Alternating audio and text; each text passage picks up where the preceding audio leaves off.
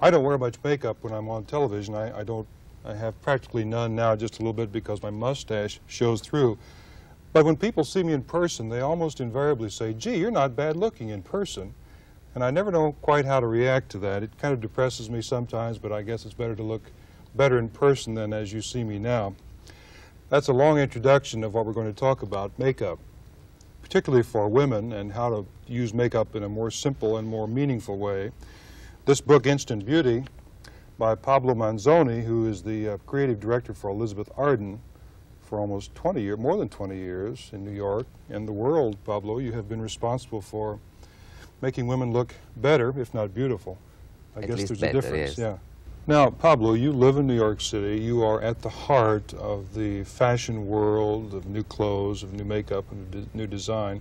Let me ask a very male-oriented question, but I find the latest fashions, the frizzy hair and so on, appalling. Oh, I couldn't agree more. I think it's very disagreeable when you see a woman that way. And I don't know if you have noticed what I have seen, Joe, is that at times it's the wrong woman that gets the wrong fashion message, you know, then somehow there is something that doesn't quite work within the proportion, and I often wonder if they have a mirror at home. But what displeases me very much is that you see a woman that maybe has a very, very round face, and the thighs are too short, and she insists on Bermudas or tight pants. And then now that the fashion is very large sleeves, and now she has these enormous sleeves which totally hide the body, and she ends up looking like a refrigerator without a waistline. And then, just as a refrigerator, it's like if she just plugged in 2 fingers in an outlet because she's so frizzy, and it's very disagreeable, yes. And I don't understand. Very often, there isn't a man in their life that will tell them, darling, you don't look good.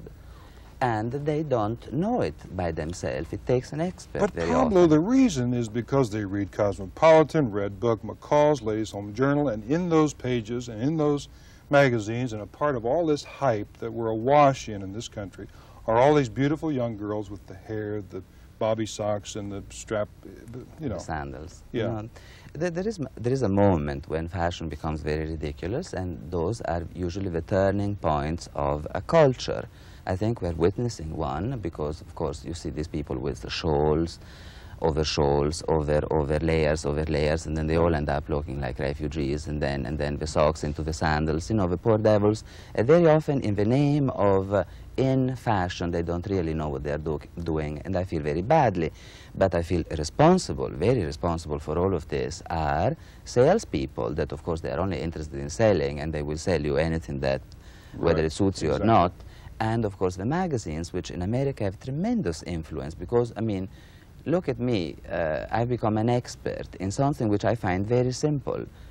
And in another country, chiefly in Italy, where I come from, I would not have had the recognition that I received in the States of becoming an authority in makeup, because somehow the continental woman has a little more sense of humor, and whenever there is something that goes wrong, she will not do it because she has a tremendous fear of looking ridiculous.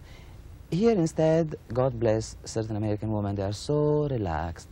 They can put on everything without any complex, and they always feel comfortable. Yeah. And magazines are very often feeding into the inferiority complex, and at times even in the stupidity of a woman, by suggesting looks which may, and not necessarily so, may work on those great creatures that are the models which are photographed. Right. But the moment you transport them into a person, a regular-looking woman that goes from the kitchen to the bathroom, to the church, to the shopping market, and so forth and so on, they don't work.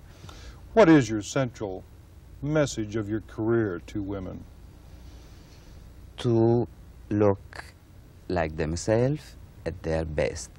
To approach a mirror with a certain amount of honesty, so that at least you don't have to lie to yourself, which is never productive. To have a certain amount of optimism. I always tell a woman, go in front of a mirror, there is something that you may like in your face, although we don't always agree with what we see, but there is always something good, whether it's skin, teeth, lips, a good pair of eyes, high cheekbones. There is always something good. Yeah. I see also more because I'm very fond of bigger noses. Maybe because I'm Italian, I don't like a tiny nose. Yeah. I prefer a nose with character. And there is always something good. And my message is, see what there is that pleases you, play it up, and live with what you don't like so much with a little sense of humor. And if people, that's very true, if people listen to what other people say over the years, they learn what is their best feature. Sure. People say you have beautiful eyes, you know, love your smile or teeth, so they can, if they hear... You have to play up yeah. what you have heard is good on you. And possibly simplify the makeup routine. Because if there is something that upsets me very much as a makeup expert is to see too much on a face. When I see too much, and when I see on a woman face everything that she owns at home on her dressing table, I find it very disagreeable because I feel that is an exaggeration, and right. as every exaggeration is vulgar. Why is makeup even important at all? I mean, if we, and you and I know as men, as anybody knows, you come to like a person because of what they are inside, and it becomes irrelevant what they look like once you get to know them. Maybe we're too hung up on makeup at all. Makeup is a natural lie about ourselves. It's a very simple way of improving what we are all about. Most of us,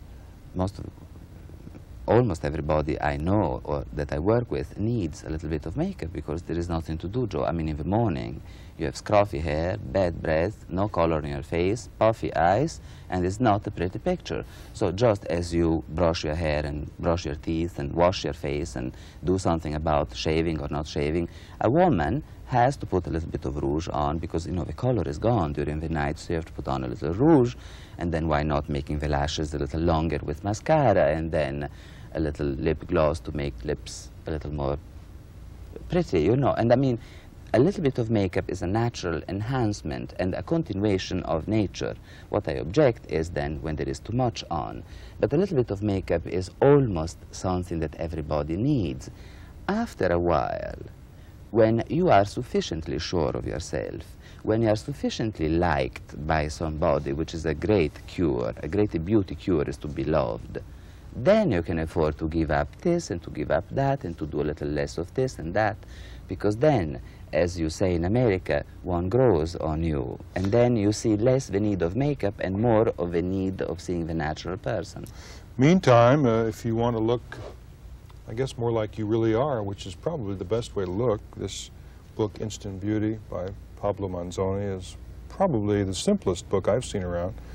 And I've talked to George Masters and Way Bandy and a couple of other women, and it gets pretty complex. And I think you can tell Pablo is not a complex person. At least he's able to be simple and elegant, and we thank you. Thank you very much. Thank you. We'll be right back.